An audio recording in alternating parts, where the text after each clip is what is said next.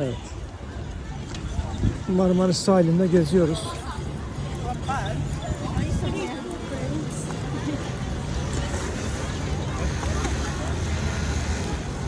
Yine gezi tekneleri sıra sıra durmuş. Şu gezi teknelerinin içinde bana göre en kralı Kaya Mezarlığı Dalyan güzergahı. Dolu dolu bir tekne turu var orada. Eko ile gitmiştik.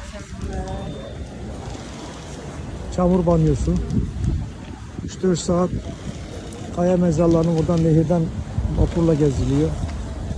Adam gibi, adam büyüklüğünde kaplumbağalar var.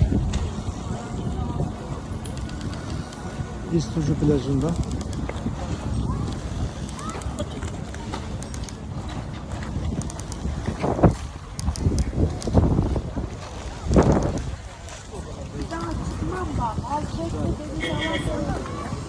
Marmaris